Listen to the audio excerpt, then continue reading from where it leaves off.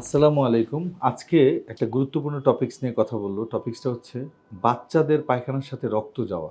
আমরা জানি আমরা যারা অভিভাবক আছি, যাদের বাচ্চা-কাচ্চা আছে, তারা নিজেদের রোগ নিয়ে যতটা না আমরা আতঙ্কিত হই, বাচ্চাদের রোগ নিয়ে তার থেকে অনেক বেশি আতঙ্কিত হই। তো বাচ্চাদের পায়খানার সাথে রক্ত যাওয়ার অনেকগুলা কারণের ভিতরে একটা কারণ হচ্ছে বাচ্চাদের পায়খানা রাস্তায় পলিপ হয় এবং অনেক সময় পলিপ পায়খানা রাস্তা দিয়ে বের হয়ে আসে এবং বাচ্চাদেরও অনেক ক্ষেত্রে পাইলস হতে পারে, হেমোরয়েড যেটা বলি।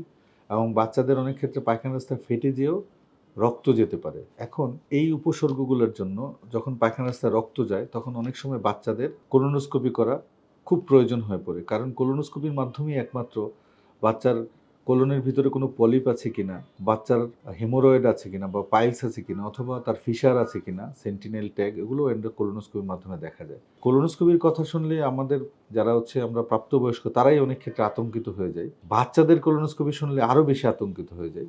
তবে আমরা একটা কথা বলতে পারি, আমরা অনেক বাচ্চাদের ১,০০০-এর উপরে বাচ্চাদের আমরা কোলোনোস্কোপি করে ফেলেছি এবং আমরা যে পদ্ধতিতে কোলোনোস্কোপি করি পানি দিয়ে, এই পদ্ধতিতে অনেক নিরাপদভাবে বাচ্চাদের কোলন পরীক্ষা করা মানে কোলোনোস্কোপি করা খুবই সহজ এবং হচ্ছে যে পেশেন্টের জন্য এটা খুবই কোনো ধরনের ক্ষতির সম্মুখীন হয় না। সাধারণত যে পুরাতন সনাতন পদ্ধতিতে কোলোনোস্কোপির মাধ্যমে কোলন ফুটা হয়ে যেতে পারে, বিশেষ করে বাচ্চাদের, কারণ বাচ্চাদের পেট ছোট এবং অত্যাধুনিক যন্ত্র যেগুলা ব্যবহার করা হয়, যে কোলোনোস্কোপ যেটা ব্যবহার করা হয় এটা অনেক মোটা থাকে।